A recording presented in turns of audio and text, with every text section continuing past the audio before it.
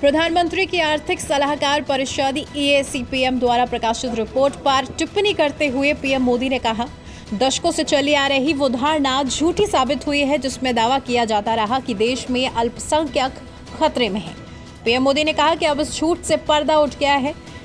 जो धारणा बनाई गई थी वो आखिरकार गलत साबित हुई। रिपोर्ट का उल्लेख करते हुए पीएम मोदी ने कहा, 1950 से 2015 के बीच भारत में हिंदुओं की संख्या में लगभग 8% की कमी आई है, जबकि अल्पसंख्यकों की संख्या में 43% का इजाफा हुआ।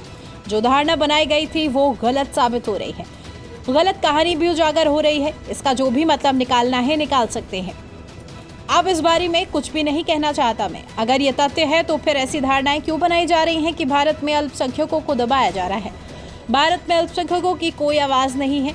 पीएम ने कहा कि लोगों को अब सच्चाई स्वीकार करनी चाहिए। भारत के खिलाफ गढ़े जा रहे सभी आरोपों को खारिज कर उस नैरेटिव से बाहर आना चाहिए। पीएम ने कहा, भारत सर्वजन हिताय सर्वजन सुखाय वसुधैव कुटुंबकम की भावना को लेकर चलने वाला देश है।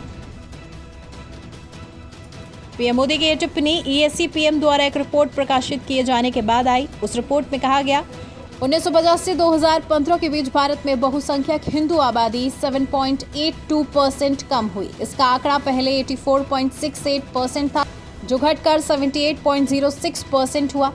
जबकि मुस्लिम आबादी जो 1950 में 9.84% थी, वो 2015 में बढ़कर 14.09% हो गई।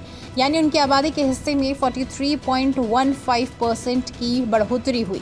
रिपोर्ट के अनुसार 65 वर्षों में ईसाई आबादी 2.24% से बढ़कर 2.36% हो गई। यानी उनकी आबादी के हिस्से में 5.38% की वृद्धि हुई। इसी तरह सिख आबादी का हिस्सा 1950 में 1.24% से बढ़कर 2015 में 1.85% हो गया। उसके हिस्से में 6.58% की वृद्धि हुई। यहाँ तक कि बौद्ध आबादी के हिस्से में भी उल्लेखनीय वृद्धि देखी गई, जो कि 1950 में 0.05% से बढ़कर 0.81% हो गई। इसी के साथ पीएम ने कहा कि धर्म के आधार पर आरक्षण सबसे खतरनाक चीज है। कोई भी देश इस तरह से नहीं चलाया जा सकता। जब मैं मुस्लिम कहता हूं तो मेरे आसपास का पूरा इकोसिस्टम कहता है। मोदी ने चुनाव में हिंदू मुस्लिम का जिक्र किया। मोदी हिंदू मुस्लिम लेकर नहीं आया, यह आपके कर्मों में है और मेरा दायित्व है कि मेरे देश के सामने आपको बेनकाब करूं। लोगों को शिक्षित करना मेरा कर्तव्य है। अगर कोई मुझ पर आरोप लगाता है या मेरे भाषणों पर उंगली उठाता है तो मैंने ना तो मुसलमानों के खिलाफ कुछ कहा है और ना ही इस्लाम के खिलाफ। मैं धर्म निरपेक्षता के नाम पर देश को नष्ट करने के प्रयासों के खिलाफ बोल रहा हूं।